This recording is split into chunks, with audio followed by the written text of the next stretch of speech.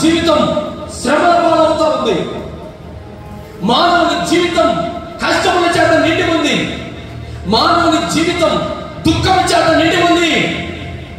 అయితే దుఃఖములో ఉన్న నీకు నా దేవుడు సంతోషాన్ని ఇవ్వడానికి తన అద్వితీయ కుమారుణ్ణి భూలోకానికి పంపి ఉన్నాడు. కారణం ఏంటి?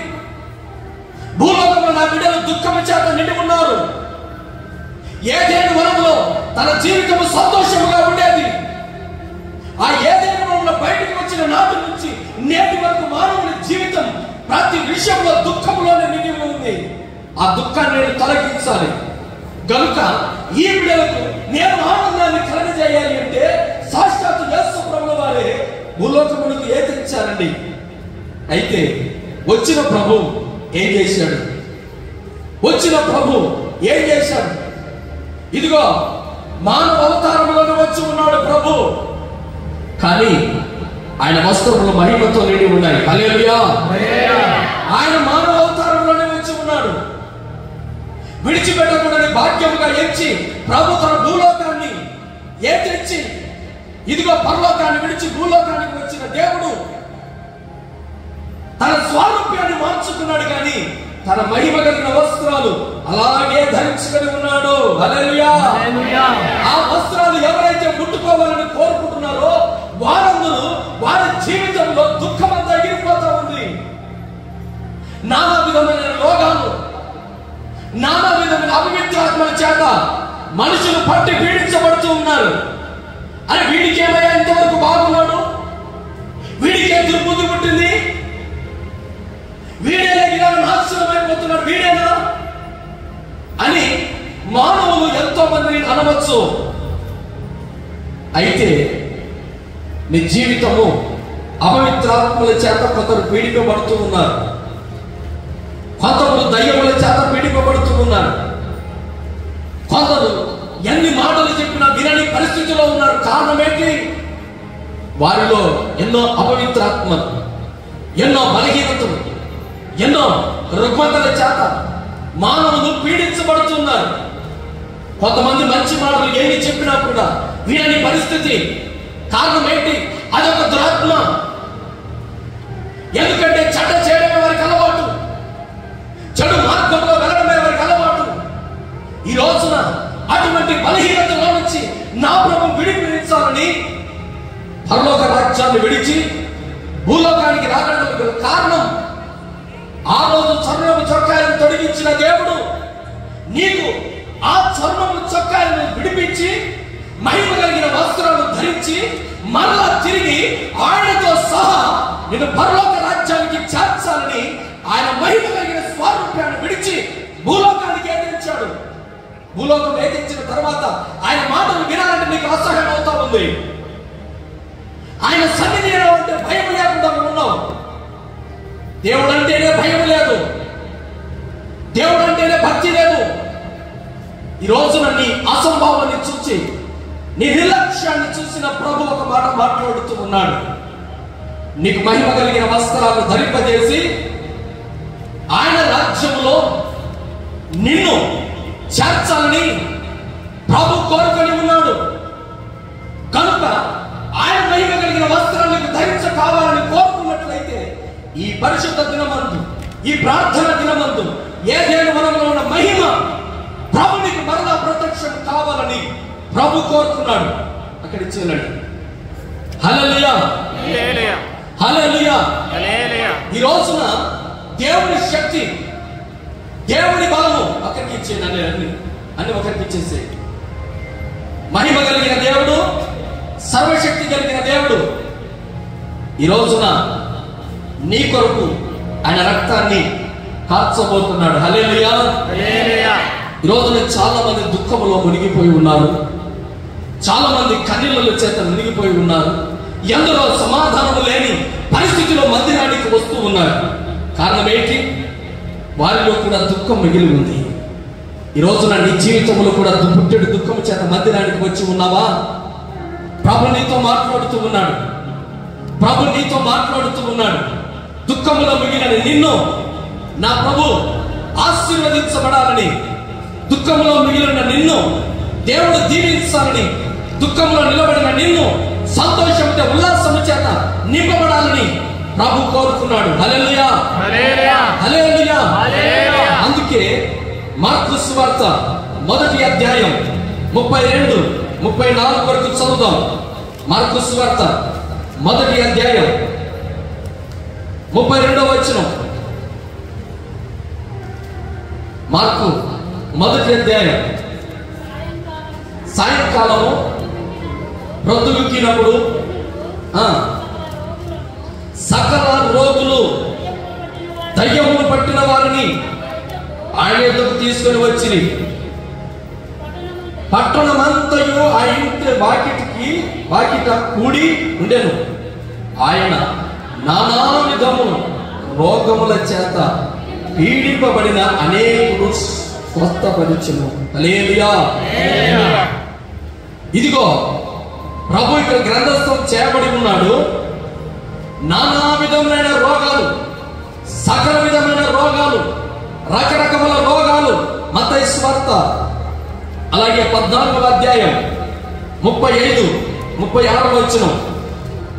మత్తయి సువార్త 14, మత్తయి సువార్త 14, 35, 36. అక్కడి జనులు ఆయనను గుర్తుపట్టారు. చుట్టుపట్ల ఇదిగో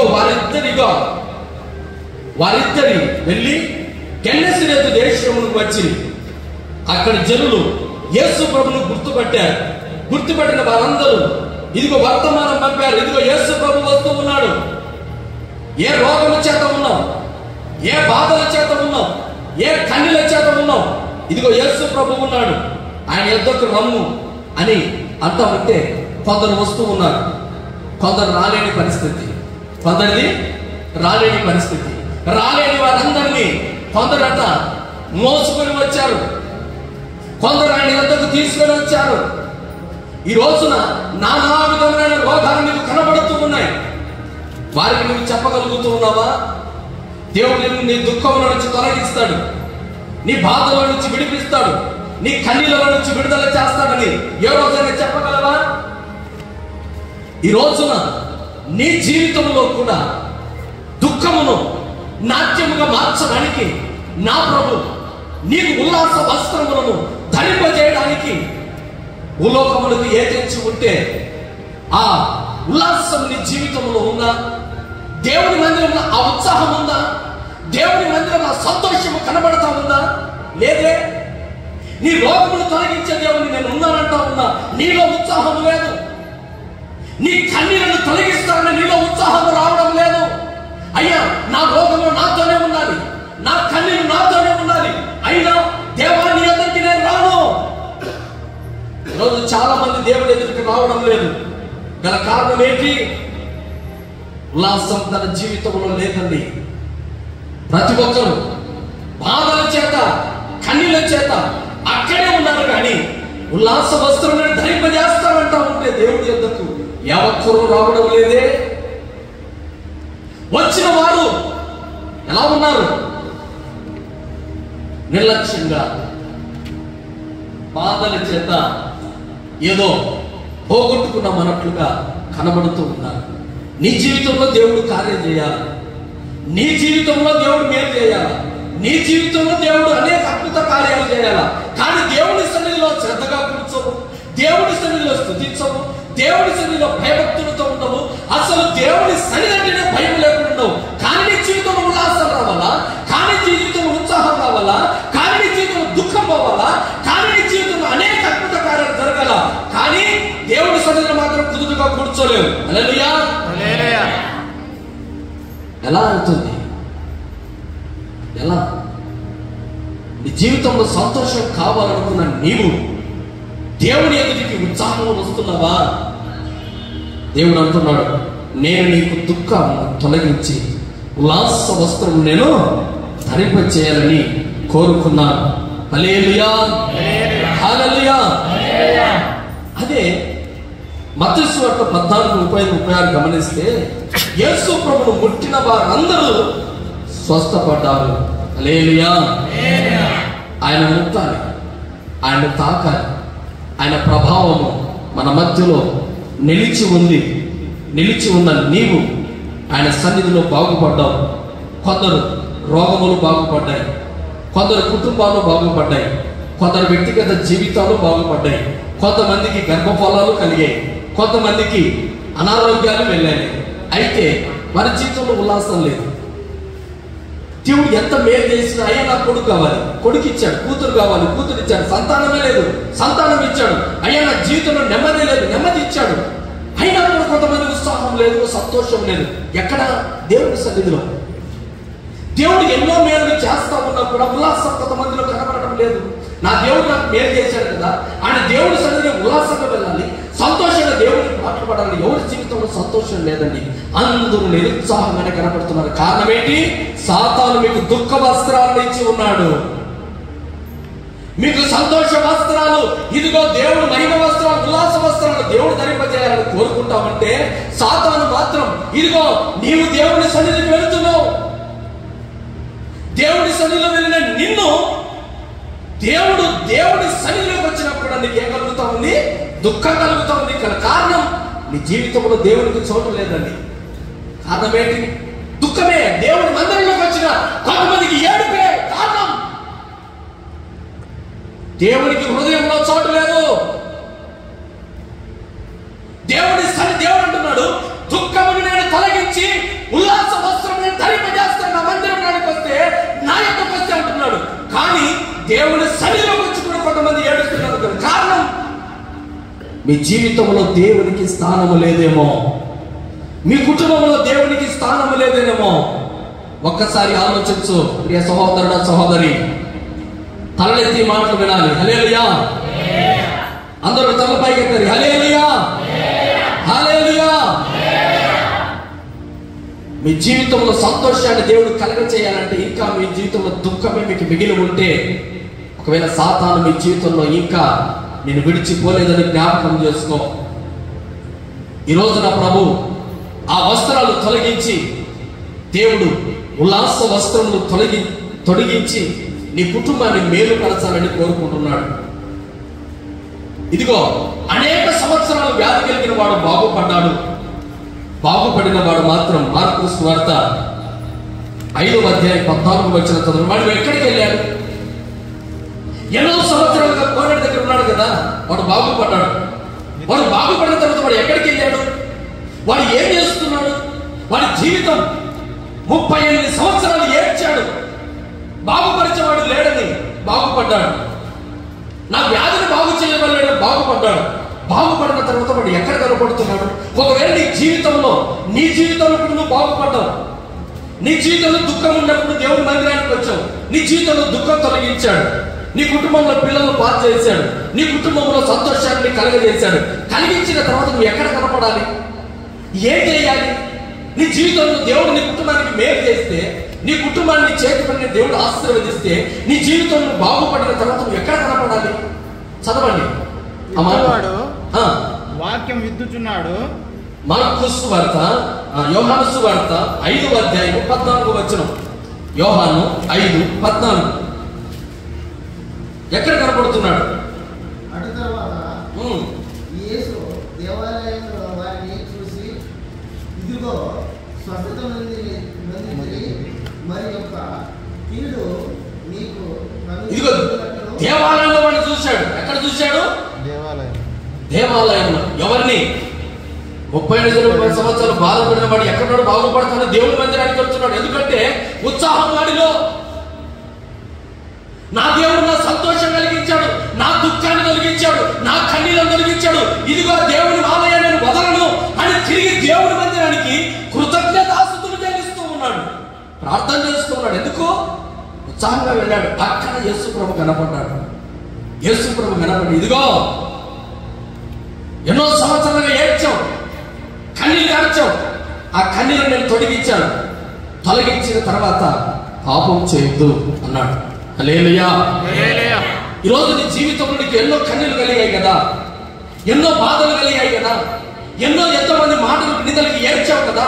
ఏడ్చిన తర్వాత ఆ నిందలు, ఆ మాటలని దేవుడు తొలగించిన తర్వాత దేవుడి సన్నిధిలో కనపడుతున్నావు. ఎక్కడ కనపడుతున్నావు? దేవుడి సన్నిధిలో కనబడిన తర్వాత తర్వాత దేవుడు నీ జీవితాన్ని ఉల్లాసంగా చేసిన తర్వాత నీ జీవితంలో పాపాన్ని తొలగించమని ప్రభు అంటున్నాడు. ఇంకా నీ జీవితంలో పాపం ఉంటే నీ జీవితం దుఃఖమే, నీ జీవితంలో సంతోషం ఉండదు. ఎంతో మంది దేవుని సన్నిధిలో బాగుపడ్డారు, 10 మంది కుష్ఠరోగులు బాగుపడ్డారు, కానీ ఒక్కడు యేసు ప్రభు దగ్గరికి వచ్చాడు. హల్లెలూయా. ఒక్కడే వచ్చాడు. ఒక్కడు వచ్చి అంటున్నాడు, యేసు ప్రభు దగ్గరికి వస్తానే 9 మంది ఎక్కడ? 9 మంది ఎక్కడ లేరు, తెలియదు ప్రభు. నీ ఒక్కడివే వచ్చావా? నీ విశ్వాసాన్ని బాగుపరచుకుని దీవించి పడ్డాడు. ఈ రోజున బాగుపడిన వాళ్ళు అనేకులు, కానీ దేవుడి దగ్గరకు వచ్చి ఆనందంగా స్తుతించి పాడేవాళ్ళు కొందరే. హల్లెలూయా. యెషయా గ్రంథం 35:10. అందరూ బాగుపడుతున్నారు. యెహోవా విమోచించిన వారు ఎలా ఉంటారు? చదవండి 35వ అధ్యాయం 10వ వచనం. నా దినములు, యెషయా గ్రంథం 35వ అధ్యాయం 10వ వచనం. యెహోవా విమోచించిన వారు, విడుదల చేసిన వారు, బాగు చేసిన వారు పాటలు పాడుచు తిరిగి ఎక్కడికి వస్తారు? సియోనుకు వచ్చెదరు. హల్లెలూయా. అక్కడ వారి దుఃఖములు, వారి నిట్టూర్పులు ఎగిరిపోతాయి. దేవుడి సన్నిధిలోకి వచ్చావు, నేను విడుదల చేయలేదా? ఒకసారి ఆలోచించు. దేవుడు నీకు చేసిన మేలును బట్టి, దేవుడు మేలును బట్టి ఎన్నో మేలు చేశాడు, ఎన్నో ఆశ్చర్యకార్యాలు చేశాడు. కానీ పాటలు పాడాలా? దేవుని సన్నిధిలోకి వెళ్ళి ఉదయాన్నే స్తుతి ప్రార్థనకే వెళ్ళాలా, స్తోత్ర ప్రార్థనకే వెళ్ళాలా? దేవుడు నా జీవితంలో ఎన్నో మేలు చేశాడు, నా పాపాన్ని తొలగించుకొని నేను నా దేవుని సన్నిధిలోనికి వెళ్ళి మొదటిగా వెళ్ళి పాటలు పాడాలా? ఆశ ఉంటుందండి. పోదాంలే. పెళ్ళికి పోతావా? అలాగే వెళ్ళం. ఏదైనా ఫంక్షన్కి వెళ్తావా? వెళ్ళం. ఏదైనా ట్రైన్ వెళ్తుంది, మిస్ అవుతుంది, సమయానికంటే వెళ్తావా? వెళ్ళం. కానీ దేవుని ఆలయానికి మాత్రం స్తోత్ర ప్రార్థనకు రాలేదు, పరిచర్యకు రాలేదు. కారణం ఏంటి? స్తుతించబడుతుంది. ఇదిగో ప్రభు అంటున్నాడు, యెహోవా చేత విడిపించిన, విడుదల విమోచించిన వారు సియోనికి ఎలా వస్తారు? పాటలతో వస్తారు. పాటలు పాడుకుంటూ వస్తారు. మనసులో సనుక్కుంటూ రారు. మందిరానికి వచ్చి కొనుక్కుంటూ రారు. మందిరానికి వచ్చి కన్నీళ్లతో రారు. ఎందుకంటే నిన్ను విమోచించే దేవుడు సియోనులో ఉన్నాడు.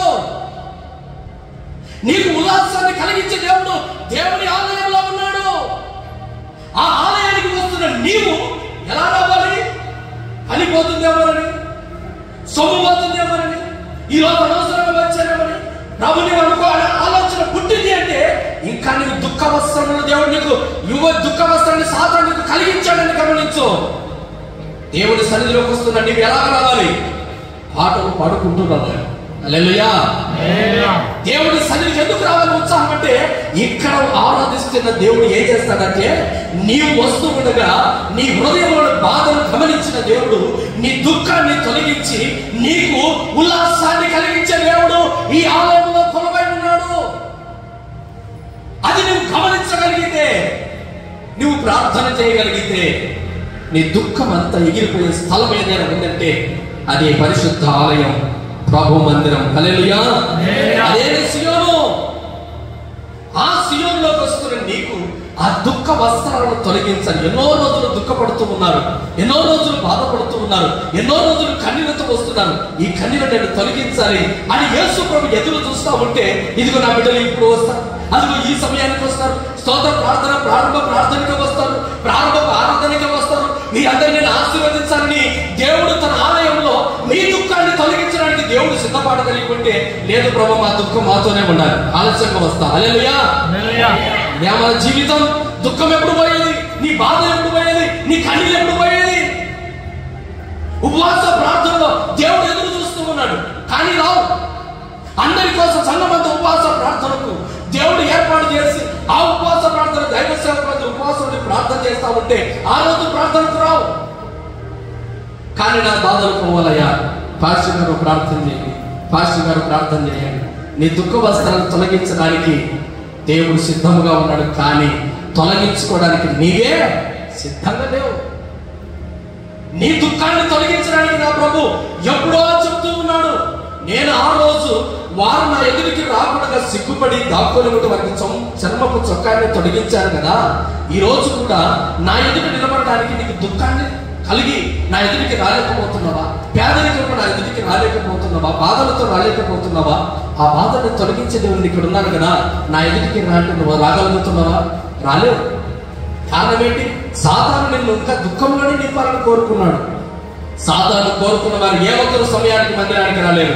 హల్లెలూయా, హల్లెలూయా. ఒకవేళ నా బాధ, నా మాటలు ఒకవేళ నీకు బాధ కలిగించి ఉంటే మన్నించండి. కారణం ఏంటంటే ప్రభు చెప్తూ ఉన్నాడు, నేను మీ దుఃఖాన్ని తొలగించి మీకు సంతోషాన్ని కలిగించాలని కోరుకున్నాను. హల్లెలూయా.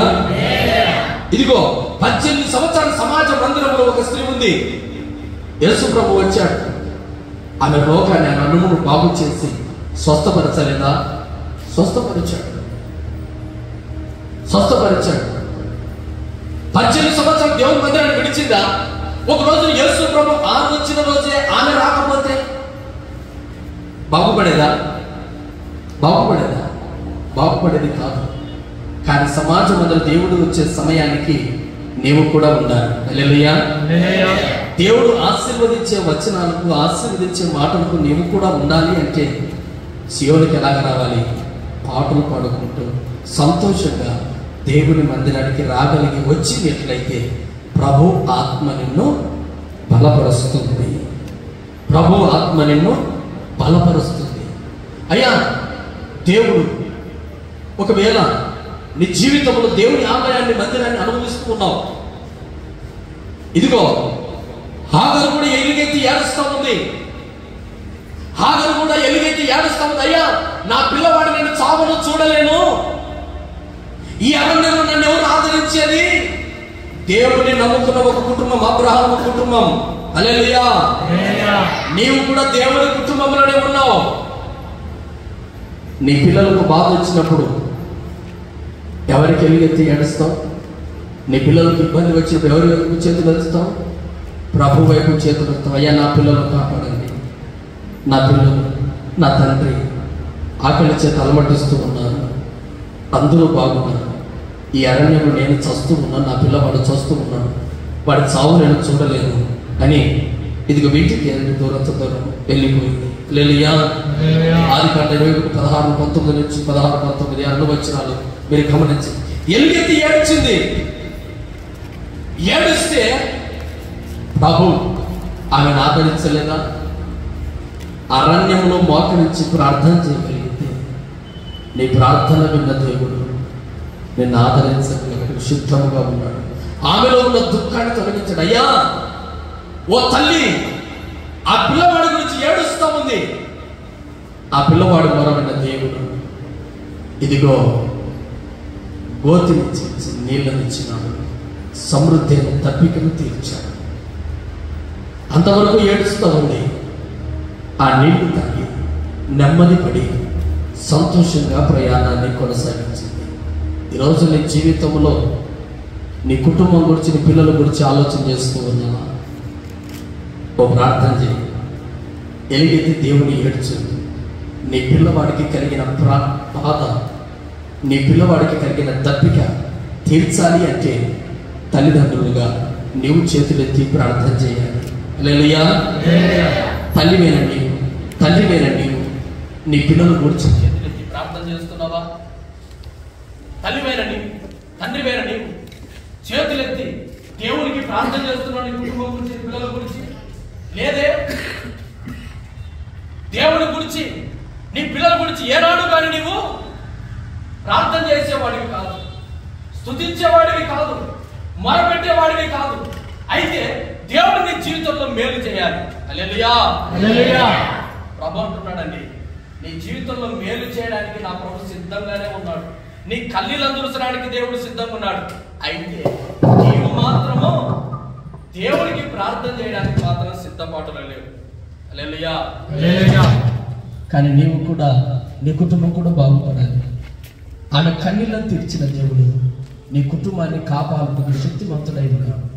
నీవు ఆలోచన చేసావు ఈ రోజున ఈ వాక్యాన్ని బట్టి. ఒకవేళ నీ కుటుంబంలో నీ పిల్లలకు నీ బలహీనత కలిగి ఉందా, వారి గురించి నువ్వు ప్రార్థన చేయి. నీ బాధను, నీ కన్నీళ్ళు, దుఃఖము చేత నీ కుటుంబంలో బాగాలేదని దుఃఖము చేత మందిరంలోకి వచ్చి ఉంటే ఆ కుటుంబం గురించి నువ్వు ప్రార్థన చేయగలిగితే ఆ దుఃఖాన్ని నా దేవుడు తొలగించునుగాక. హల్లెలూయా. ఈ రోజున దుఃఖాన్ని కలిగించి ఆ ఎటువంటి దుఃఖమైనా నా ప్రభు తొలగించడానికి సిద్ధంగా ఉన్నాడు. నిర్గమకాండం 3:7. నా ప్రజల బాధను చూశాను, వారి దుఃఖము నాకు తెలుసు అంటాడు అక్కడ. నా ప్రజల బాధను నిశ్చయంగా నేను చూశాను, వారి బాధను నాకు తెలుసు, వారి దుఃఖము నాకు తెలుసు. ఒకవేళ ఇక్కడ ఉన్న వారిని నీ దుఃఖము నా దేవుడికి తెలియదనుకోవద్దు. ప్రతి ఒక్కరి దుఃఖం తెలుసు. అరణ్యంలో ఏడుస్తామంటే వారి దుఃఖాన్ని కనిపెట్టాడు, మందిరంలో ఏడుస్తామంటే వారి దుఃఖాన్ని కనిపెట్టాడు, యేసు ప్రభు దగ్గరికి వచ్చి ఏడిస్తే వారి దుఃఖాన్ని కనిపెట్టాడు. ఆయన ఎదుట ఉన్న దుఃఖాన్ని కనిపెట్టగలడు, ఆయన మందిరంలో ఉన్న దుఃఖాన్ని కనిపెట్టగలడు, ఆయన అరణ్యంలో ప్రార్థన చేసి అక్కడ నీ దుఃఖాన్ని కనిపెట్టగలడు. మొత్తానికి నువ్వు ప్రార్థన చేయడం మానకూడదు. హల్లెలూయా. నీ దుఃఖం పోవాలంటే ప్రార్థన ముఖ్యం. నీ దుఃఖం పోవాలంటే సియోనుకు రావాలి, దేవుని మందిరానికి రావాలి. ఆయన మందిరానికి ఎలాగ రావాలి? పాటలు పాడుకుంటూ సంతోషంగా రావాలి. ఎందుకు లేయా పాటలు? ఎందుకు పాడాలి ప్రార్థన? స్తోత్ర ప్రార్థనకి ఏమి? అందరూ పాడే పదం, అందరూ ప్రార్థన చేసే పదం. నేనే పోయి పాటకు నాకేమైనా ముందిస్తారా? ఎప్పుడో కదా పాట పాడేది. ఇలాంటి ఆలోచనలన్నీ హృదయంలో పెట్టుకొని వారుగా పరిచయం చేస్తుంది, నేను పరిచయం చేస్తున్నా, వారు కదా వీరు కదా, ఎన్ని ఎవరి ఆలోచనలు? సాతాను నీ జీవితాన్ని ముందుకు నడిపించకుండా సాతాను కలిగించుతున్న దుఃఖ వస్త్రాలు ఇవన్నీ. నువ్వు మేలు పొందకూడదు, నువ్వు ఆశీర్వాదం పొందుకుండడం వాడికి ఇష్టం లేదు కనుక నేను అనేకమైన ఆలోచనలు పుట్టించి ప్రభు నడిపిస్తున్నాడు. కానీ ప్రభు అంటున్నాడు, నీ దుఃఖం నాకు తెలుసు, నీ బాధ నాకు తెలుసు. అయితే ముందు వచ్చి ప్రార్థన చేయి, ముందుకు వచ్చి దేవుని పరిచయం చేయి. ఆ పని చేయనయ్యా, సకల ఆశీర్వాదాలు నాకే రావాలి, సకల దీవెనలు నాకే రావాలి, నా కుటుంబం బాగుపడాలి, నా దుఃఖం అంతా పోవాలి. ఈ రోజు నా దుఃఖాన్ని నా ప్రభు సంతోషముగా మార్చునుగాక. ఆమేన్. హల్లెలూయా.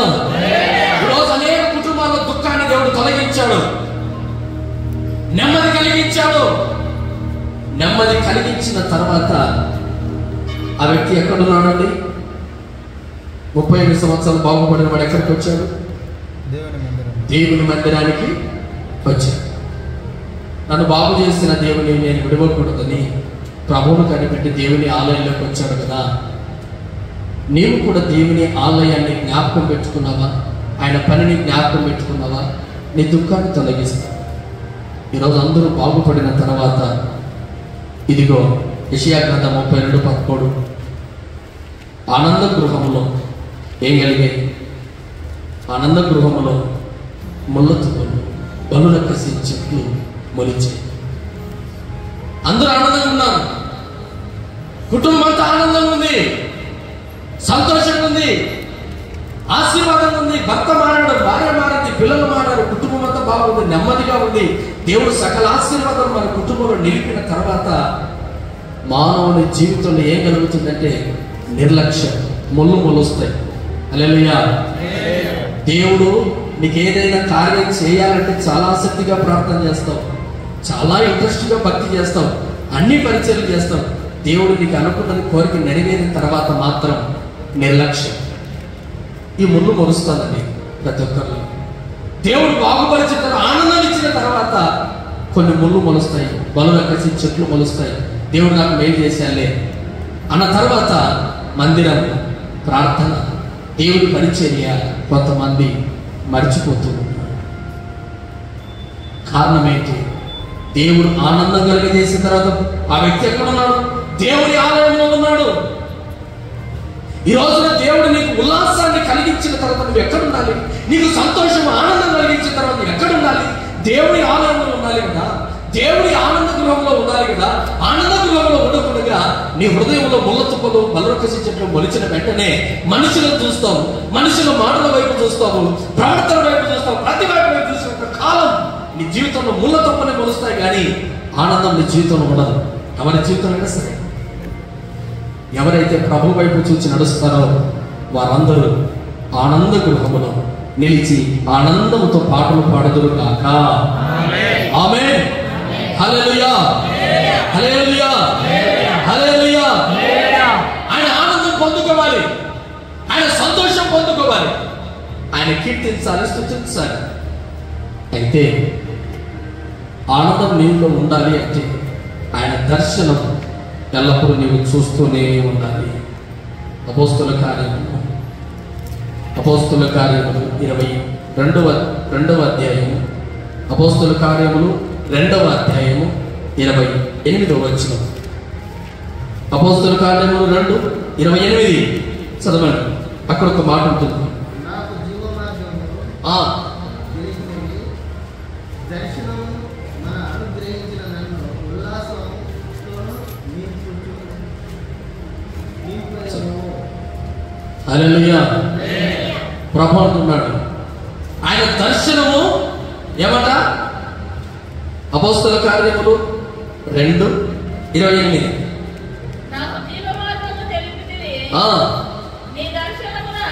నీ దర్శనము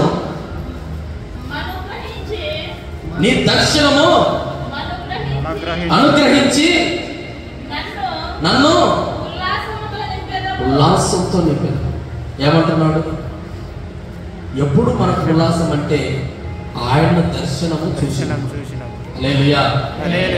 నా జీవితంలో సంతోషం లేదయ్యా, నా జీవితంలో ఆనందం లేదయ్యా అంటే మందిరానికి దేవుని దర్శనము లేకుండా నీ జీవితంలో ఉల్లాసం కావాలంటే ఎక్కడ వస్తుందండి? కొంతమంది నాతో చెప్తుంటారు, అయ్యా మందిరానికి రానప్పుడు నా జీవితం అంతా కన్నీళ్ళలో ఉంటుందయ్యా. మందిరానికి వస్తే ఆయన దర్శనము కలుగుతుంది, ఆయన దర్శనము కలుగుతుంది, ఆయన ఉల్లాసాన్ని కలిగిస్తాడు. అందుకే చాలా మంది బలురక్కసి చెట్లు మొలిచి మనసులో ఆనందము సంతోషము అన్ని ఇచ్చిన తర్వాత దేవుడి సన్నిధిని కాస్తంత నిర్లక్ష్యం కలిగితే పరిశుద్ధాత్ముడు నీకు దూరం అవుతాడు. జాగ్రత్త గమనించు. దేవుడు నీ అవసరతలు ఎంతగా దేవుని ఇష్టపడి ప్రార్థన చేస్తావో అవసరం తీరాక కూడా అంతే ఆసక్తిని ప్రార్థన చేయగలిగితేనే నీ జీవితంలో ఎల్లప్పుడూ ఉల్లాసం కలుగుతుంది. దేవుని విడిచిపెట్టి దేవుని నిర్లక్ష్యం చేసిన తర్వాత మరలా కుటుంబంలో రోగములు బాధలు కన్నీళ్లు మొలకెత్తుతా ఉంటే అప్పుడైనా గుర్తుపట్టాలి, నేను దేవునికి కాస్త దూరంగా ఉన్నాను, మరలా తిరిగి ప్రార్థన చేయాలి. ఈ రోజున దేవుని దర్శనము లేకపోతే ఆ వ్యక్తిలో ఏముండదట? ఉల్లాసం ఉండదు. ఎవరు ఈ మాట మాట్లాడుతున్నాడు? అదే అధ్యాయం 25వ వచనం చదువు. అదే అధ్యాయం 25వ వచనం. ఆయనను గురించి దావీదు ఇట్లా దావీదు అంటున్నాడు ఈ మాట, ఇట్లా నేను ఎల్లప్పుడూ నా ఎదుట ప్రభువే నన్ను చూచి నా ఎదుట ప్రభువును చూచుచుంటిని, ఆయన నా కుడి పార్శ్వమున ఉన్నాడు కనుక నేను కదల్చబడను. హల్లెలూయా. ఈ రోజున దేవుని దర్శనాన్ని చూచే వాళ్ళు కదల్చబడలేరు. దేవుని దర్శనాన్ని చూచాడు ఆదాము, వస్త్రాలు పోగొట్టుకున్నాడు ఆదాము, కదిలిపోతున్నాడు, అక్కడున్న స్థానాన్ని తప్పిపోతున్నాడు. ఈ రోజున దేవుని దర్శనాన్ని యథార్థంగా ఈ ప్రార్థన మందిరంలో నీకు ఆనందం కలిగి ఉంటే, నీ కుటుంబంలో ఇదిగో మేలు కలిగి ఉంటేనా ఇప్పుడు నీవు కదల్చబడలేవు విశ్వాసముల నుంచి. హల్లెలూయా. ప్రారంభంలో ఏ భక్తి ఉందో అదే భక్తిని కొనసాగిస్తావు. ఈ రోజున భక్తిలో కదిలిపోతున్నావా? ప్రార్థన చేయకుండా కదిలిపోతున్నావా? విశ్వాసం నీలో నుంచి కదిలిపోతున్నావా? ప్రారంభంలో ఉన్న ప్రార్థన ఆ భక్తి లేకుండా కదిలిపోతున్నావా? ఎవరు కదిలిపోయేది? దేవుని దర్శనము ఎవరైతే చూడరో, ప్రార్థన మందిరంలో దేవుని వాక్యాన్ని ఎవరైతే శ్రద్ధగా వినరో అట్టి వారంతా దేవుని ఆత్మను కోల్పోయి దురాత్మను బట్టి భయంకరమైన అలవాట్లలోకి పడి ఆ వ్యక్తిగత జీవితాన్ని కదిలింపబడి సాతానుకు దగ్గరై దుఃఖములో మిగిలి ఉంటారు. అలాంటి వారందరినీ ప్రభు అంటున్నారు, నీవు కదిలిపోకూడదు. హల్లెలూయా.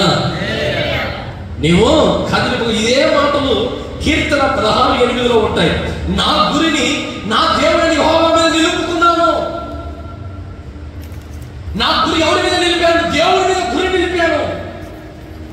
ఈ రోజున ఎవరి మీద నేను గురి నిలుపుతూ ఉన్నావు? 16:8 కీర్తన 16:8.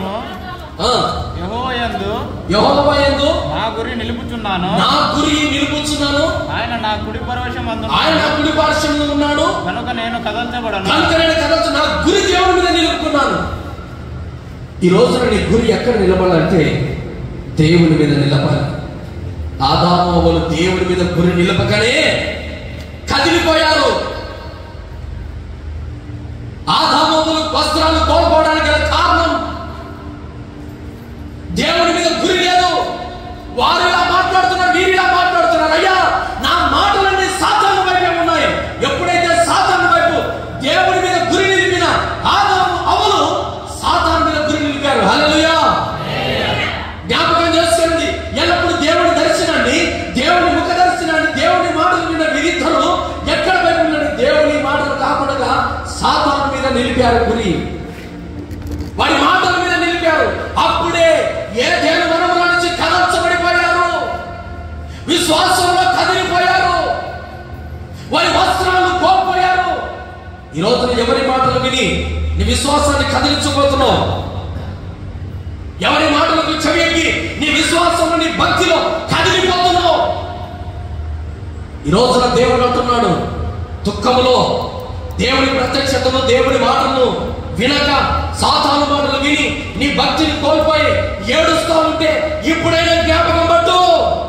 దేవుని మందిరానికి వస్తూ ఉన్నప్పుడు, ఆ సియోను పర్వతానికి వస్తూ ఉన్నప్పుడు, ఆ సియోను పట్టణానికి వస్తున్నప్పుడు సంతోషంగా రా, పాటలు పాడుకుంటురా, నా మాటలు నింపుకొనిరా. ఈ రోజున దేవుని మందిరానికి నీవు ఉల్లాసంగా పాటలు పాడుకుంటూ రాగలిగితే, ప్రార్థనకు, ప్రారంభ ప్రార్థనకు నీవు ముందుగా రాగలిగితే, నా ప్రభు అంటున్నాడు, నీ దుఃఖము నిట్టూర్పు ఎగిరిపోవనుగాక. ఆమేన్. హల్లెలూయా. హల్లెలూయా. ఎవరు కదల్చబడరు? కీర్తన 55:22. ఆ రోజున ఆదాము కదిలిపోయారు, సాతాను మాటలు విన్నారు. నా మనవి ఆలకించి నాకు ఉత్తరమేమో. 55వ కీర్తన 22వ వచనం. మోపము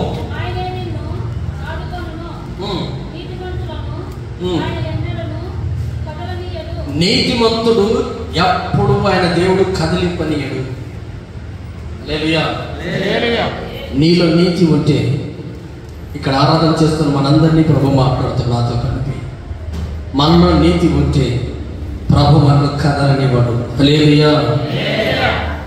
ఒకవేళ మనలో నీతి ఒకవేళ తప్పామే అనుకో, కదిలిపోతాం. ఏ దేవన నుంచి ఎలాగైతే వెలివేయబడ్డామో, దేవుని ఎదుట నుండి మనము కూడా త్రోయబడతాం. అది ఎవరైనా సరే. అందుకే ఏదైనా మనం ఆహ్లాదకరమైన జీవితంలో ఉండాలి అంటే, మన జీవితంలో ఏమి ఉండాలి? కదిలిపోకూడదంటే, నీ దర్శనాన్ని, నీ ప్రార్థనను కాపాడుకోవాలంటే మొట్టమొదటి నువ్వు ఏమై ఉండాలంటే, నీతిమంతుడు కదిలింపబడడు. ఎందుకు? 37వ యోబు గ్రంథం 37:1 చూద్దాం. అక్కడ హృదయం వణికిపోతుంది, కదిలిపోతాం. యోబు గ్రంథం 37వ అధ్యాయం 1వ వచనం. దీనిని బట్టి నా హృదయం వణుకుచున్నది, దీనిని బట్టి నా హృదయం వణుకుచున్నది. దాని స్థలములలో నుండి అది కదల్చబడుచున్నది, కదిలిపబడుచున్నది. ఎందుకు హృదయంలో కదిలిపు? ఆ 36వ అధ్యాయం మన ఇంటికి వెళ్ళాక చదవండి.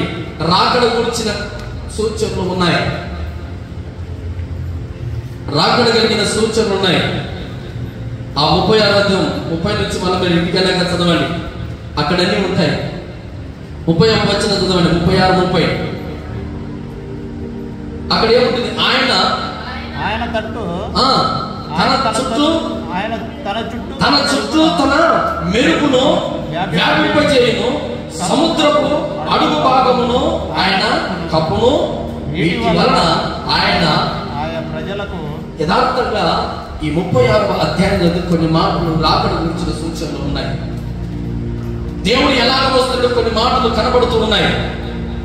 ఈ రోజున వాటన్నిటిని చూసి హృదయం వణుకుతున్నదట. ఈ రోజున యేసు ప్రభుని ఎదుటికి రాబోతున్నాడు. నీవు కదిలింపబడతావా? స్థిరపడి దేవుని సన్నిధికి ఎక్కగలవా? ఎన్నో శ్రమలు వస్తూ ఉన్నాయి. మొదటి తెస్సలోనికి రాసిన పత్రిక 3:2 ఎన్నో శ్రమలు. ఆ శ్రమలన్నిటిలో నీవు నిలిచి ఉండాలి. నీవు నిలిచి ఉండాలనే ఇదిగో ఆ రోజున అపోస్తలుడైన పౌలు ఆ సంఘానికి తిమోతిని పంపాడు, ఓ సేవకుని పంపాడు. శ్రమలో నిలబడాలని, విశ్వాసంలో నిలబడాలని. అయితే ఈ రోజున నిన్ను కూడా ఎన్నో శ్రమలు కలుగుతా ఉంటే, ఎన్నో దుఃఖాలు కలుగుతా ఉంటే ఈ గ్రామానికి దైవ సేవకులు మమ్మల్ని పంపాడు. హల్లెలూయా. కారణం ఏంటి? ఈ దుఃఖములు వెళ్ళిపోవాలి. అనేక శ్రమల చేత, బలహీనతల చేత బాధపడుతున్నారు.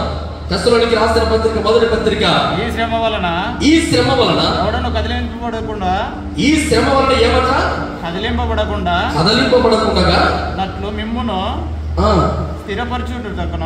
స్థిరపరచడానికి మీ విశ్వాస విషయమై మిమ్మల్ని హెచ్చరించుటకును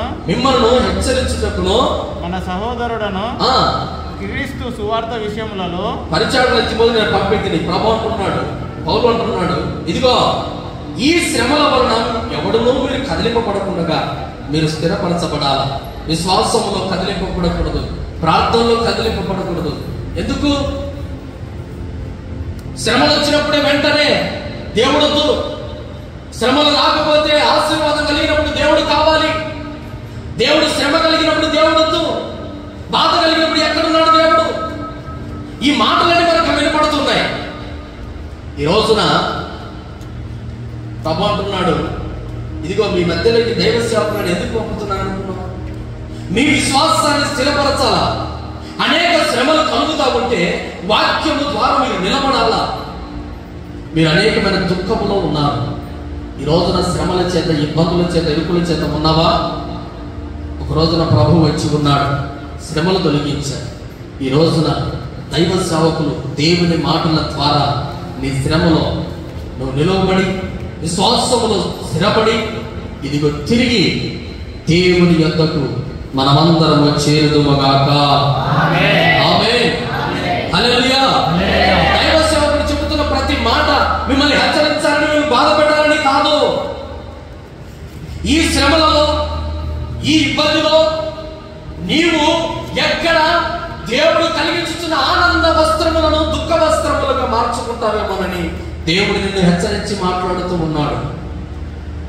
ఎక్కడ నీ జీవితము ఆనందములో నుంచి శ్రమలోకి పడిపోతుందేమో, ఈ శ్రమలు కలిగినప్పుడు ఎప్పుడు దేవుడికి దూరం అయిపోతారేమో అని దేవుడు ప్రేమ కలిగి దైవ సేవకులతో మాట మాట్లాడుతూ ఉన్నాడు. ఈ రోజున ప్రభు ఈ మాటలు నీ గుండెల్లో ఉండగలిగితే ప్రభు అంటున్నాడు, ఈ శ్రమలో కూడా నీవు దేవుని స్తుతించుదువుగాక. ఆమేన్. ఆమేన్. అయితే మానవుని నీతి క్రియలని మురికి గుడ్డి వలె ఉన్నాయన్నాడు యెషయా గ్రంథం 64:6. మానవుని నీతి అంత మురికి గుడ్డ పట్టిందట. నేను నీతిమంతుని, నేనే ప్రార్థన పడి, నేనే మంచివాడిని, నేనే అంటుంటాను కదా. వారంతా నీతి అంత మురికి గుడ్డ పట్టింది. వాడి వస్త్రాలు లేకున్నాయి, మురికి గుడ్డ వలె. నన్ను నీతి క్రియలని మురికి గుడ్డ వలె ఉన్నాయి. ఆ మురికి వస్త్రాలన్నీ నా ప్రభు తొలగించునుగాక. ఒకవేళ నీ నీతి మురికి క్రియలుగా ఉన్నావా? నీ నీతి మురికి గుడ్డ వలె. నేను నీతిమంతులాగా అందరికీ కనపడవచ్చు. నా వస్త్రాలు మురికివైతే, నా క్రియలు మురికివైతే నా ప్రభు నన్ను కూడా చీదరించుకుంటాడు. హల్లెలూయా. ఈ రోజున నీ క్రియలు కూడా నీతివైతే నీ వస్త్రాలు కూడా తెల్లవిగా కనబడతాయి. ఈరోజు నా ప్రభు అంటున్నాడు, నీ నీతి క్రియలన్నీ మురికి గుడ్డ. మానవుని నీతి అంతా మురికి. ఏదో రోజు తన నీతిని పోగొట్టవలసిందే. కానీ నీతిమంతుడు ఎవరు అంటే యేసుక్రీస్తు ప్రభుల వారు ఒక్కరే. ఆ యేసుక్రీస్తు రక్తం చేత మనం కడగబడ్డాం కదా, ఆయనే మనకు మహిమ వస్త్రాన్ని ఇవ్వాలని పరలోక రాజ్యాన్ని విడిచి వస్తే, కానీ నీవనుకుంటున్నా నేను నీతిమంతుడిని, నేనే మంచివాడిని, నేనే మంచిదాన్ని, నేనే మంచివాడిని. పొరపాటు. అలా ఎప్పుడు మనం అనుకోకుండా దేవుడే నీతిపరుడని ఆయన ప్రతిసారి ఆయన మాత్రం ఆరాధించుదురుగాక. ఆమేన్. యెషయా గ్రంథం మరలా అక్కడే ఉంటుంది. యెషయా గ్రంథం 61:3 సియోనులో దుఃఖించు వారికి ఉల్లాస వస్త్రమును ఆనంద వస్త్రమును బూడిదకు ప్రతిగా భూదండను దుఃఖమునకు ప్రతిగా ఆనంద తైలమును భారభరితమైన ఆత్మకు ప్రతిగా స్తుతి వస్త్రమును వారికిచ్చుటకు ఆయన నన్ను పంపి ఉన్నాడు. స్తుతి వస్త్రము ఇచ్చడానికి ప్రభు వచ్చి ఉన్నాడు. హల్లెలూయా. దేవుణ్ణి స్తుతించడం ఎలాగో నేర్పాడు ప్రభు. ఈరోజు నీవు కూడా దేవుని స్తుతించడం ఎలాగ స్తుతిస్తూ ఉన్నావు? పాస్టర్ గారు స్తోత్రాలు చెప్పమంటే నోరు ఎక్కడ పోతుందో లేమని స్తోత్రం స్తోత్రం స్తోత్రం స్తోత్రం స్తోత్రం అనమంటే తల దించుకొని ఒకరు, పక్కలో వాళ్ళంటే ఏమవుతుందోనే ఒకరు. బజార్లో మాట్లాడినప్పుడు తెలియదండి. గట్టిగా కుటుంబంలో భార్యాభర్తలు గొడవ పడినప్పుడు అవమానం కాదు. కానీ దేవుడి సన్నిధిలో స్తోత్రాలు చెప్పేటప్పుడు మాత్రం అవమానం అవుతుందని నోళ్ళు మూసుకొని ఉంటాం. కానీ దేవుడు అంటున్నాడు, నీకు స్తుతి వస్త్రం ప్రభు దయచేయుగాక. ఎవరైతే స్తుతి వస్త్రాలు ఉంటాయో వాళ్ళ దేవుని గంభీరంగా స్తుతిస్తారు. ఎవరికైతే స్తుతి వస్త్రాలు లేవో వారు స్తుతి చెప్పాలి అంటే బాధపడతారు. కుర్చీలో కూర్చోవాలని నాకు బాగా కనపడుతున్నారు. హల్లెలూయా. జాగ్రత్తగా ఉండాలి, నగకూడదు. జాగ్రత్త. ప్రభు మీ జీవితంలో స్తుతి వస్త్రాలు ఉన్నాయా? స్తుతి వస్త్రాలు నీ జీవితంలో ఉన్నాయా? దేవుని స్తుతించడం యథార్థంగా నీలో జీవితంలో ఉందా? స్తుతి స్తోత్ర ప్రార్థనలో నువ్వు ఎలా యథార్థంగా స్తోత్రాలు గంభీరంగా చెప్తున్నావు? ఒకసారి జ్ఞాపకం చేసుకో. ఇదిగో యోబు మొదటి అధ్యాయం 21 వచనంలో అక్కడ ఒక మాట చదవండి. యోబు మొదటి గ్రంథం ఇదిగో 21వ వచనం. యోబు నేను నా తల్లి గర్భంలో నుండి దిగంబరినై అక్కడికి తిరిగి వెళ్ళేదను. మరలా తిరిగి నేను వెళ్తాను. యెహోవా ఇచ్చెను, యెహోవా తీసుకొని పోయాను. యెహోవా నామమునకు స్తుతి కలుగును గాక. ఎంత చెప్తున్నాడు స్తుతి? ఎప్పుడు చెప్తున్నాడు స్తుతి? డబ్బులని ఉన్నప్పుడా? అన్నీ ఉన్నాయా? లేవు. భార్య తప్ప పిల్లలందరూ నాశనమయ్యారు. ఆస్తంతా పోయింది, సర్వనాశనం అయిపోయింది. బ్రతుకే చల్లాచెదరైపోయింది.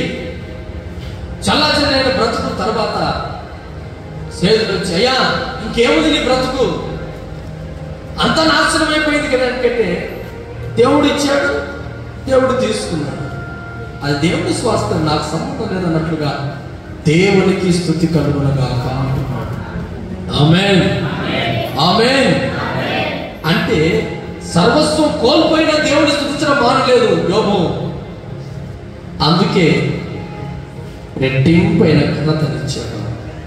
నీ జీవితంలో నీ స్తుతి చెల్లించడం ఉన్నా లేకపోయినా ప్రభువును మరిచిపోకుండా దేవుడికే స్తోత్రము స్తుతి అని ఎంత కన్నీళ్ళలో ఉన్నా, ఎంత బాధలో ఉన్నా దేవుని స్తుతించడం మరిచిపోకుండా ఉంటే యోబును రెట్టింపుగా ఆశీర్వదించిన దేవుడు నీ జీవితాన్ని కూడా రెట్టింపుగా ఆశీర్వదిస్తాడు. అయితే నీ జీవితంలో ఏముండాలి? నోటి తెరవాలి, స్తుతి ఉండాలి. ఏముండాలి? ఏముండాలి? నోళ్ళు తెరవాలి. ఏముండాలి? స్తుతి ఉండాలి. ఏముండాలి? స్తుతి ఉండాలి. ఈ లోకములో ఈ మందిరంలో స్తుతి అనే మాట నువ్వు పలకకుండా సిగ్గుపడితే పరలోక రాజ్యంలో కూడా నిన్ను దేవుడు సిగ్గుపడతాడు. నిన్ను కూడా ఒప్పుకోడు. నీ నోట్లో నుంచి భయంకరమైన మాటలు శ్రద్ధగా వస్తాయి, భయంగా బలంగా వస్తాయి. కానీ దేవుని స్తుతించాలంటే నీ నోట్లో ఏం కలిగి ఉండాలి? నోట్లో శ్రమలో ఏం కలిగి ఉండాలి? స్తుతి కలిగి ఉండాలి. ఆ స్తుతి నేను ఏం చేస్తుంది? రెట్టింపైన ఆశీర్వాదం నీకు కలగజేస్తుంది. ఈ రోజున నీవు స్తుతి చేస్తే, నీవు ప్రార్థన చేస్తే, ఉదయాన్నే స్తోత్ర ప్రార్థన చేస్తున్నప్పుడు నీ ఇంటి పక్కల వాళ్ళు వింటున్నారా? ఒక మాట, దేవుడు నీవు స్తుతి స్తోత్రాలు చెప్తా ఉంటే నీ పక్కలో ఇంట్లో వాళ్ళు వింటున్నారా? విని వాళ్ళు మారాలి. సింహపు బోన్లో దానియేలు స్తుతి చెల్లించాడు. రాజు మారాడు. రాజు ఏమంటున్నాడు? దానియేలు గ్రంథం 6వ అధ్యాయం 25 నుంచి 27 వరకు చదవండి. రాజు ఏమంటున్నాడు తెలుసా? దానియేలు చేసిన స్తుతి సింహాల నోలను మూసిన అద్భుతాలు చూసిన రాజు ఏమంటున్నాడు? ఎవరు పూజారులు, ఎవరు స్తోత్రాలు, ఎవరిని పూజించాలా?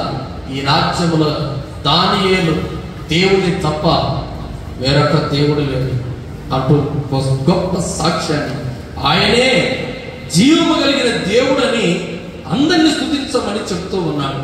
ఎవరి ప్రార్థన? దానియేలు ప్రార్థన ఆ రాజును, ఆ రాజ్యాన్ని కదిలించింది. ఆయన స్తుతి, ఆయన ప్రార్థన. నీ ప్రార్థన నీ కుటుంబాన్ని కదిలించలేదు కదా, అసలు నీవే కదిలించబడలేదు. స్తుతి రాజును కదిలించింది. సింహాల నోలను మూయడించడం కాదండి, రాజు రాజ్యాన్నే కదిలించింది. అదే దానియేలు గ్రంథం 3వ అధ్యాయం 27వ వచనం నుంచి 27 నుంచి 29 వరకు చదివితే నెబుకద్నెజరు రాజు అంటున్నాడు. 29వ వచనం చదవండి. 3వ అధ్యాయం 29వ వచనం. కాగా నేను ఒక శాసనం నియమించుచున్నాను, ఏదనగా ఇదియుగా రక్షించుటకు. దానియేలు గ్రంథం 3వ అధ్యాయం 29 ఈ విధంగా రక్షించుటకు సమర్థుడు దేవుడు కాక మరి ఏ దేవుడు లేదు. దేవుడు దానియేలు, షడ్రక్, మేషక్, అబేద్నెగోలు దేవుడు తప్ప ఈ భూలోకంలో ఎవరొక్కర దేవుడు లేడు. రాజు తెలుసుకున్నాడు. ఎందుకు? షడ్రక్, మేషక్ చేస్తున్న స్తుతి ప్రార్థన. హల్లెలూయా. నెబుకద్నెజరు రాజు మారాడు, దర్యావేషు రాజులు మారారు. వాళ్ళ రాజ్యానికి చెప్తున్నారు వీరి దేవుడే నిజమైన దేవుడు. హల్లెలూయా. నీ స్తుతి ద్వారా రాజులు, రాజ్యాలు మారడం అవసరం లేదు.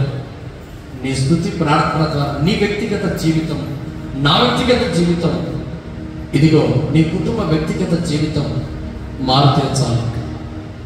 స్తుతి రాజ్యాన్ని మారుస్తుంది. స్తుతి సమస్తాన్ని మారుస్తుంది. కానీ స్తుతి చెప్పమంటే, స్తోత్రాలు చెప్పమంటే నీ నోటి నుంచి బయటికి రావాలంటే భయం. ఈ రోజు నుంచి ఒక తీర్మానం, ప్రభా ఈ రోజు నుంచి ఒక తీర్మానం చేస్తున్నా. చావుకు తెగించిన షడ్రక్, మేషక్, అబేద్నెగోల స్తుతి మారడం లేదు, దానియేలు మారడం లేదు. ఆ స్తుతి ప్రార్థన ఏం కలిగించిందంటే ఇదిగో సమస్తము ఏది? రాజ్యాన్ని మార్చి. ఈరోజు మీరు ఆ ప్రార్థన చేయగలిగితే మన మందిరం ఇంకా సమృద్ధిలోనికి మారును గాక. మీ అందరి స్తుతి ప్రార్థన సంఘాన్ని నింపును గాక. ఆమేన్. హల్లెలూయా. హల్లెలూయా. అయితే శ్రమలు వస్తానే దేవుని మందిరాన్ని నువ్వే మానుకుంటే, ఇబ్బంది కలుగుతానే నువ్వే దేవుని స్తుతించడం మానుకుంటే దేవుడు నీ కుటుంబాన్ని ఆశీర్వదిస్తాడా? నీ కుటుంబాన్ని దేవుడు దీవిస్తాడా? స్తుతి వస్త్రం నేను ఏం చేస్తుందంటే అనేకులను నీ కలుగుతున్న ప్రమాదాన్ని, ప్రాణాపాయాన్ని తప్పించి, ఆ ప్రాణాపాయాన్ని తప్పించిన దేవుణ్ణి అది చూసిన వారందరూ ప్రభు వైపు చూస్తారు. నీ కలిగిన స్తుతి ప్రార్థన రాజులు సైతం, రాజ్యాలు సైతం మార్చినట్లుగా నీ ప్రార్థన నీ కుటుంబాన్ని మార్చి ఆశీర్వాదం నీ కుటుంబాన్ని అంతా ప్రభు సన్నిధిలోనికి నడిపించును గాక. అగ్నిగుండమే ఎదురైనా సింహాసనములో నన్ను నడిపించిన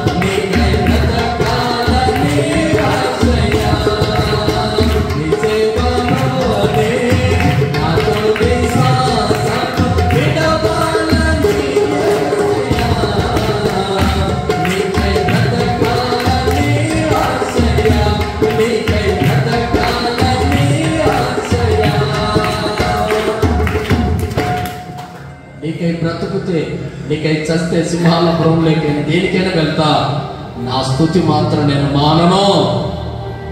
ఒక తీర్మానం షడ్రక్ మేషక్ అబేద్నెగో దానియేలు చేసుకున్నారు.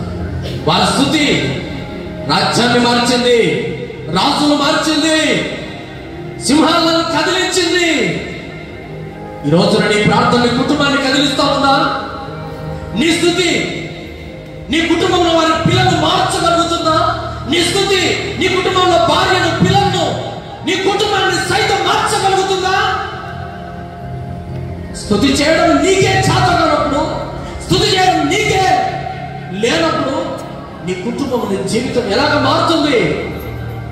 స్తుతి నీ స్థితిని మార్చాలి. స్తుతి నీ కుటుంబాన్ని మార్చాలి. స్తుతి నీ కుటుంబ జీవితాన్ని, నీ వ్యక్తిగత జీవితాన్ని మార్చాలి. ఈ రోజున నీవే స్తుతి చెల్లించడం మానేసుకుంటే ఈ రోజు నుంచి ఆ స్తుతి వస్త్రం నా ప్రభునికి తొడిగించునుగాక. ఆమేన్. హల్లెలూయా, హల్లెలూయా, హల్లెలూయా, హల్లెలూయా. ఈ రోజు నుంచి నీ జీవితంలో స్తుతి ప్రార్థన మరలా తిరిగి ప్రారంభించుదువుగాక. ఆమేన్. హల్లెలూయా. స్తుతి ప్రార్థన, అందుకే ప్రారంభము స్తుతి ప్రార్థనకి మీరు ఎందుకు రావాలని నేను అంటానంటే, ఆ స్తుతి స్తోత్రాలు చెల్లిస్తూ ఉండగానే నీ జీవితంలో ఉన్న సాతాను క్రియలన్నీ విడిచి వెళ్ళాలి. అందుకే ప్రారంభం ప్రార్థనకి రండి, స్తుతి ప్రార్థనకే ఉండాలని నేను ఎందుకు అంటుకుంటాను? ఆ స్తుతి ప్రార్థనలో నీకు ఫలమును దేవుడు కలుగ చేయాలని కోరుకుంటున్నాను. నీ కుటుంబం మారకపోవడానికి గల కారణం, నీ జీవితంలో నీ కుటుంబీకులు సరిలేకపోవడం కారణం స్తుతి ప్రార్థన నీ జీవితంలో మరిచావు. అందుకే నీ కుటుంబంలో శ్రమలు, ఇబ్బందులు, ఇరుకులు. ఈనాటి నుంచి నీ కుటుంబంలో మరలా నువ్వు ఉదయకాలంలో స్తుతి ప్రార్థన మొదలు పెట్టాలి. ఆమేన్, ఆమేన్. యెషయా గ్రంథం 61:10. యెషయా గ్రంథం 61:10 చివరిగా యెషయా గ్రంథం 61వ అధ్యాయం 10వ వచనం. అక్కడ ధరించుకున్న పెళ్లి కుమారుని రీతిగా అలంకరించుకుని ఆయన రక్షణ వస్త్రములను నాకు ధరింపజేసి ఉన్నాడు. హల్లెలూయా. ఎలాగ ధరింపజేసి ఉన్నాడు? ఆభరణముతో అలంకరించుకుని పెళ్లి కుమార్తె రీతిగాను ఆయన రక్షణ వస్త్రము నాకు ధరింపజేసి ఉన్నాడు. ఆభరణాలు ధరించుకున్నది ఓ పెళ్లి కుమార్తె, అలంకరించుకున్నది పెళ్లి కుమార్తె. అలాగ నీకు రక్షణ అనే వస్త్రం నేను ధరింపజేసి ఉన్నాను. సంఘానికి రక్షణ అవసరం. ప్రతి ఒక్క బిడ్డకు రక్షణ అవసరం. రక్షణ బాప్తిస్మం నమ్మి బాప్తిస్మం పొందినవాడు రక్షించబడును. రక్షణ నేనేం చేస్తుంది? రక్షిస్తుంది. ఎక్కడ? పాపములో నరకంలో పడకూడదని రక్షిస్తుంది. ఆ రక్షణ వస్త్రం నీవు ధరించుకున్నావు. రక్షణ వస్త్రం ధరించుకున్నావు, బాప్తిసం తీసుకున్నావు. కానీ నీలో దుఃఖమే ఉంది. బాప్తిసం తీసుకున్నావు, రక్షించబడ్డావు, అయినా నీలో దుఃఖ వస్త్రాలు వెళ్ళిపోలేదే. కారణం ఆనంద వస్త్రాలు ఎప్పుడు? సంతోష వస్త్రాలు ఎప్పుడు? ఇది ఉల్లాసం ఎప్పుడు? నీ జీవితంలో నీకు రక్షణ వస్త్రం ఇచ్చాడు. పెళ్లి కుమార్తె అలంకరించినట్లుగా ప్రభు నిన్ను అలంకరించి ప్రభు సన్నిధానం నిలబెట్టాడు. అసలు పెళ్లి కుమార్తెగా ప్రభు నిన్ను అలంకరించాడు, రక్షించాడు. 2వ తిమోతేయులకు రాసిన పత్రిక 4వ అధ్యాయం 18వ వచనం ఒక మాట చదవండి. 18వ వచనం చదవండి. తిమోతేయులకు రాసిన 2వ పత్రిక 4వ అధ్యాయం 18వ వచనం. రక్షణ వస్త్రం ప్రభు ప్రతి దుష్కార్యము నుండి నన్ను తప్పించును, పరలోక రాజ్యమునకు చేరినట్లు నన్ను రక్షించాడు. ఎలా రక్షించాడు? దేనికి రక్షించాడు? నీవు రక్షణ వస్త్రం దేనికి రక్షణ వస్త్రం ఇచ్చాడు? దేనికి బాప్తిసం ఇచ్చాడు తెలుసా? దేవుని సన్నిధికి ఉల్లాసంగా రమ్మని. హల్లెలూయా. ఆ సియోను పట్టణములో ప్రభును ఉల్లాసంగా పాటలు పాడుతూ దేవుని సన్నిధిలో పరిచయం చేయమని. దేవుని సన్నిధిలో నీకు కలిగిన దుఃఖాన్ని వెళ్ళగొట్టడానికి ప్రభు తన సన్నిధిలో ఉన్నాడు. కారణం ఏంటి? ఆనాడు ఆదాము అవ్వలు తనకిచ్చిన మహిమ వస్త్రాలు కోల్పోయారు కనుక మన స్వభావం లాంటి చొక్కాలను, ఇదిగో చర్మపు అంగిలను చొక్కాలను కుట్టించాడు. ఈ రోజున ఆ చర్మపు చొక్కాలను తొలగించి ప్రభునికి ఏం తొలగించాడు? ఏమిచ్చాడు? దుఃఖాన్ని తొలగించి ఉల్లాస వస్త్రాన్ని ఆనందమును కలగజేసి దేవునికి స్తుతిని నేర్పించి ఆయన రక్షణను నీకు కలిగించి, ఇదిగో ఇంత ప్రయాస దేవుడు ఎందుకు కలిగించాడు? ఎందుకు పడుతున్నాడు? ఎందుకు ఆయన రక్షణ నీకు ఇచ్చాడు? ఆయన పరలోక రాజ్యానికి చేర్చడాడు. హల్లెలూయా. ఎక్కడ నుంచి నువ్వు పడిపోయావో మరలా తిరిగి అక్కడ నువ్వు చేరాలంటే నువ్వు దేవునికి సన్నిధికి ఉల్లాసంగా రావాలి, పాటలు పాడుతూ సంతోషంగా రావాలి, నీ జీవితంలో స్తుతి ఉండాలి, నీ దేవుని రక్షణ వస్త్రాన్ని నువ్వు కాపాడుకోవాలి. హల్లెలూయా. ఆ రక్షణ వస్త్రం నువ్వు కాపాడుకోలేకపోతే ఆ రక్షణ వస్త్రం ఆ 8వ వచనంలో అదే అధ్యాయంలో ఉంటుంది. నీకు కిరీటాలు ఎన్నో దాచి ఉంచాడు. ఎక్కడ? పరలోక రాజ్యం. వాటన్నిటినీ దేవుడు నీకు ఇవ్వాలని ఆయన ప్రత్యక్షతను చూస్తున్న వారందరికీ ఆయన ఎదుట ఏ సాతాను అయితే ఏ దేవుడు నిన్ను మోసపరిచిందో తన రాజ్యంలో యేసుక్రీస్తు తండ్రి అయిన యెహోవా తన రాజ్యంలో సాతాను చేరి ఎలాగైతే మానవుని మోసం చేసిందో ఈ లోకములో సాతాను సామ్రాజ్యం, ఈ సాతాను సామ్రాజ్యంలో సాతాను చితకు కొట్టి అదే రాజ్యముల నుంచి పరలోక రాజ్యానికి చేర్చాలని నా ప్రభుని నోటికి స్తుతి నేర్పాడు. హల్లెలూయా. ఆ రాజ్యంలో నేను రక్షించుకుంటున్నాడు. ఈ రాజ్యంలోనే, ఈ పాపము కలిగిన రాజ్యంలోనే దేవుడు తన రక్షించి దేవుడికి స్తుతి నేర్పి ఆయన సన్నిధికి నడిపించి ఇక్కడ నుంచి మరలా తిరిగి ఎక్కడ వెళ్ళాలనుకున్నాడు? ఇదిగో ప్రకటన గ్రంథం 19:6 వచనం. ప్రకటన గ్రంథం 19:6. అంతకన్నా ముందు లూకాసు వార్త 8:12. లూకాసు వార్త 8వ అధ్యాయం 12వ వచనం ఒకటి చదవండి. త్రోవపట్ల నుండి పడిన విత్తనాలు చూద్దాం. లూకా సువార్త 8:12.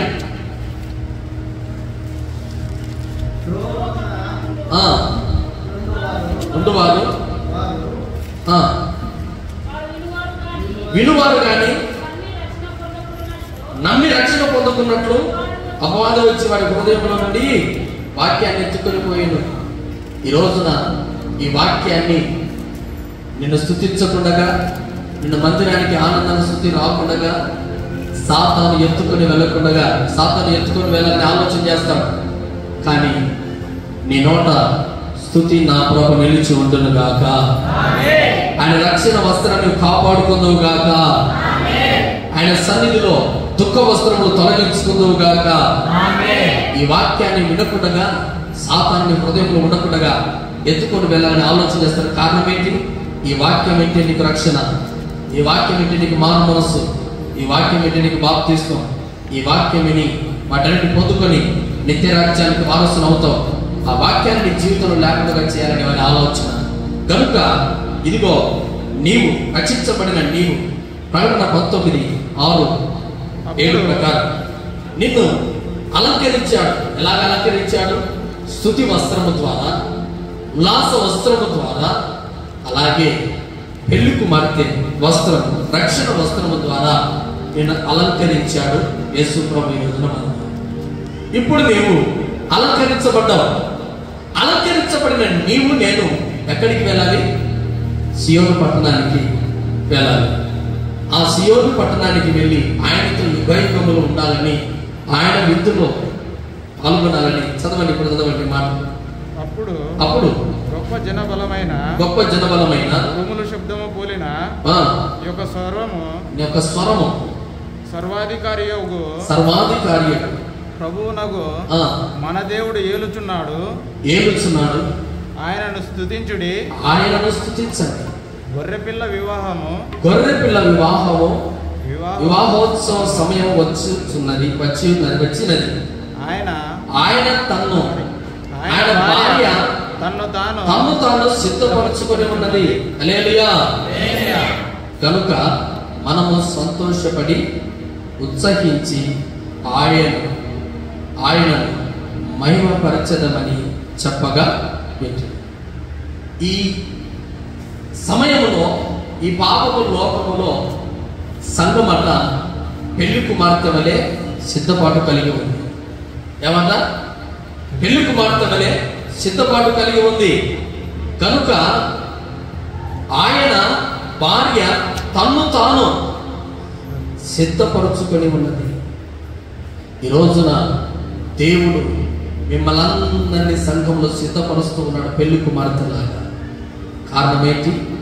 మనకందరికీ స్తుతి వస్త్రం, మనకందరికీ ఉల్లాస వస్త్రం, మనందరికీ రక్షణ వస్త్రం, మనందరికీ పెళ్లి కుమార్తె వస్త్రాలు ఇచ్చి తన రాజ్యంలో మరలా తిరిగి చేర్చునుగాక. ఆమేన్. హల్లెలూయా. హల్లెలూయా. అందరూ మోకరించి చిన్న ప్రార్థన చేసుకుందాం. అందరూ మోకరిద్దాం. ప్రభు తన వస్త్రములను ప్రభు మనకందరికీ ఇచ్చి ఉన్నాడు.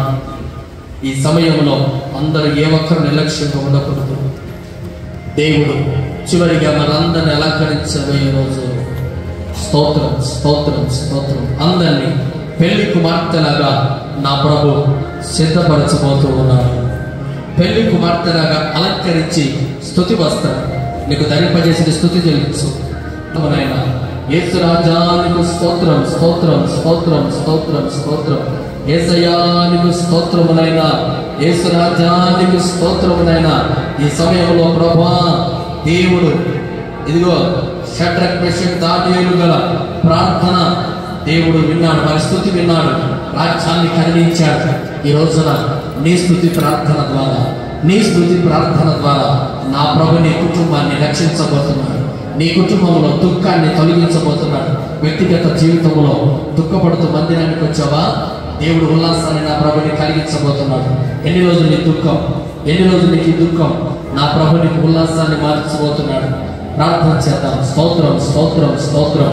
యేసయ్యానికి స్తోత్రమునైనా. ఎవరికి వారు నీ దుఃఖాన్ని గురించి ప్రభుకు ప్రార్థన చేయి. నీ దుఃఖాన్ని గురించి ప్రభుకు ప్రార్థన చేయి. స్తోత్రం స్తోత్రం. ఈ సమయంలో ప్రభు నిన్ను దర్శించబోతున్నాడు. ప్రభుని స్తుతి అలంకారం చేత, పెళ్లి కుమార్తె అలంకారం చేత, ఎవక నిలక్షణాలు నిలువోకాలు, చిన్నలు పెద్దలందరూ నిలువోకాలు, చిన్నలు పెద్దలందరూ అందరూ మోకరించలేని లేచి నిలబడదాం. మోకరించలేని వారు లేచి నిలబడాలి. ముసలి వారైనా ఎవరైనా సరే లేచి నిలబడాలి.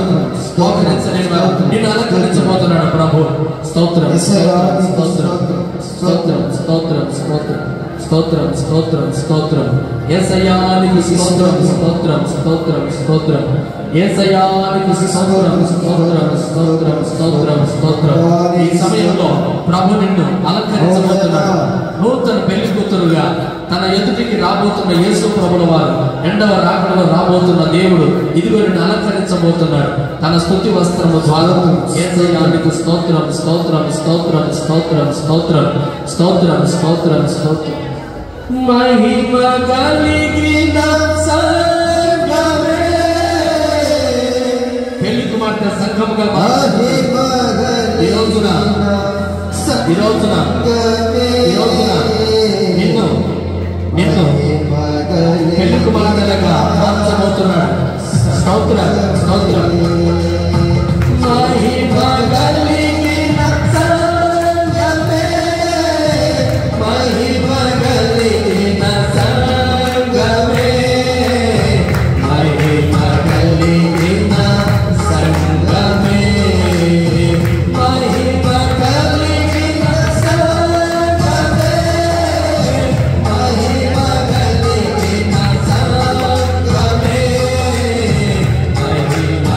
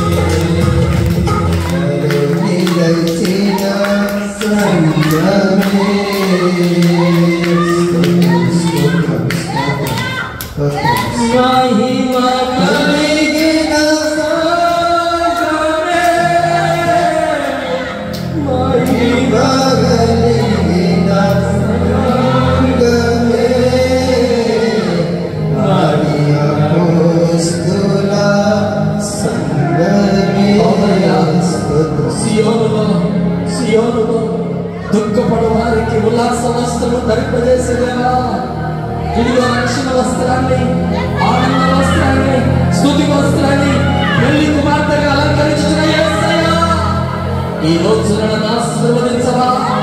నా కుటుంబంలో, నా జీవితంలో స్తుతి ప్రార్థన చేయడానికి సహాయం దయచేయవా. ఈ రోజు నుంచి నా స్తుతి ద్వారా నా కుటుంబంలో వ్యక్తి జీవితం మారిపోవాలయ్యా. నా కుటుంబంలో నా కన్నీళ్లు తొలగిపోవాలి. కన్నీళ్లతో వచ్చిన ప్రార్థన చేయి, కన్నీళ్లతో వచ్చిన ప్రార్థన చేయి. నీ కన్నీళ్లకు కారణం ఏమిటో ప్రభుకు చెప్పు. ఆ ప్రభైన దేవుడు ఈ రోజు నీ కన్నీళ్లను తొలగబోతున్నాడు. నీకు రక్షణ వస్త్రాన్ని, ఆనంద వస్త్రాన్ని, స్తుతి వస్త్రాన్ని, ఉల్లాస వస్త్రాన్ని ధరింపజేయండి.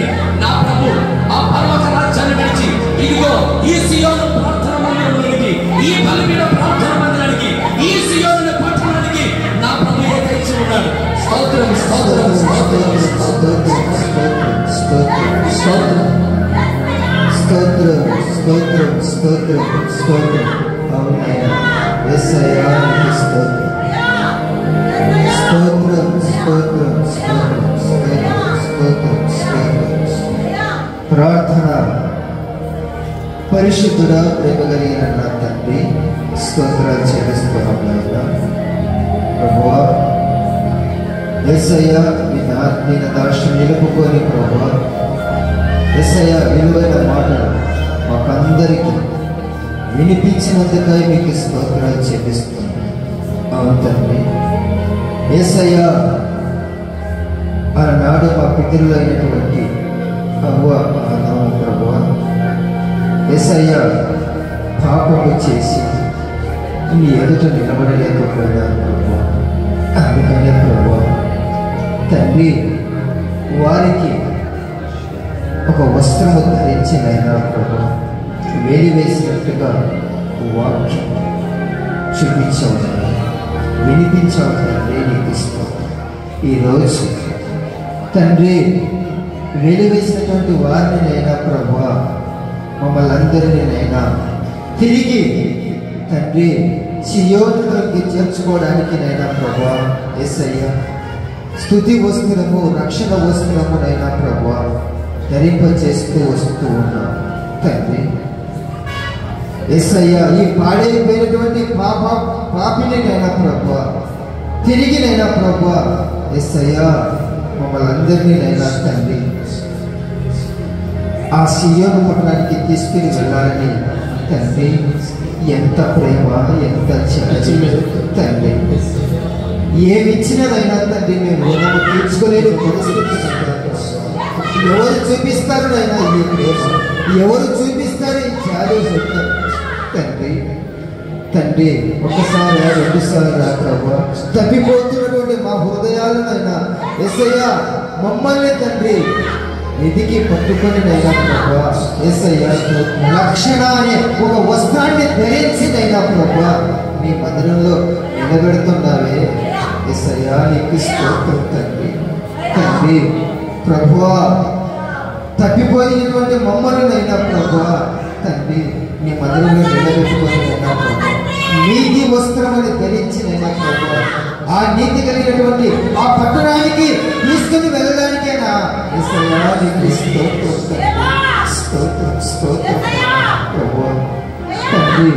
ఈ దూరాన సమీపాన ఎందరైతే ఈ విశేషి ఈ ఉపదేశాన్ని వింటున్నారో తండ్రి కరుణించనైనా ప్రభువా, వారి పట్ల కూడా నైనా ప్రభువా యేసయ్యా తడబడిగా ఏమైనా అడుగులు వేస్తూ ఉన్నట్లయితే వారికి నీతి వస్త్రాన్ని నైనా, రక్షణ వస్త్రాన్ని ధరించినైనా ప్రభువా సియోను పట్టణానికి తీసుకువెళ్ళడానికి నైనా సిద్ధపడే విధంగా నీ ఉపదేశం ఉంది కనుక ప్రభువా వారిని రక్షించునైనా బలపరచునైనా యేసయ్యా నీకు స్తోత్రం. ఎందరైతే ఇన్నాళ్ళు నీతి వస్త్రము లేకుండా, రక్షణ వస్త్రం లేకుండా జీవిస్తూ వస్తూ ఉన్నారో తండ్రి వారికి అందరికీ నైనా ప్రభువా నీతి అనే ఒక వస్త్రాన్ని ధరించి, రక్షణ అనే వస్త్రాన్ని ధరించి ప్రభువా సంఘంలో స్థిరపడే విధంగా సహాయం చేయమని కూడా ప్రార్థన చేస్తూ ఉన్నాం తండ్రి. నీకు స్తోత్రాలైనా ప్రభువా వెలివేసిన వారిని తిరిగి సియోను పట్టణానికి తీసుకొని పోయేంత వరకు నీ కేశవల్లి గ్రామ సంఘస్థులందరినీ బలపరచమని కూడా ప్రార్థన చేస్తున్నాం తండ్రి. నీకు స్తోత్రం యేసయ్యా. వచ్చిన ప్రతి ఒక్కరినైనా ప్రభువా పేరు పేరున దీవించు, ఆశీర్వదించి, బలపరిచి తండ్రి నీ కృపలో భద్రపరచమని, స్థిరపరచబడమని మహా యేసయ్య నీకు స్తోత్రాలు చెల్లించుకుంటూ నజరేయుడైన యేసుక్రీస్తు నామములో ప్రార్థన చేసి అడిగి వేడుకుంటున్నాను నా తండ్రి. ఆమేన్. హల్లెలూయా. మన తండ్రి కుమారుడైన యేసయ్య ప్రేమ, పరిశుద్ధాత్మ సన్నిధి సహవాసం, చెరువచ్చిన పిల్లలందరికీ కృప సదాకాలంలో తోడే నిలిచి ఉండగాక. ఆమేన్. ఆమేన్. హల్లెలూయా. హల్లెలూయా. హల్లెలూయా. ఇంతవరకు ఆశీర్వాదం జరిగించిన దేవునికి స్తోత్రాలు చెల్లిద్దాం. స్తోత్రం స్తోత్రం స్తోత్రం స్తోత్రం స్తోత్రం స్తోత్రం. హల్లెలూయా. ఇంతటితో ఆరాధన ముగించబడినది. ఒకరినొకరు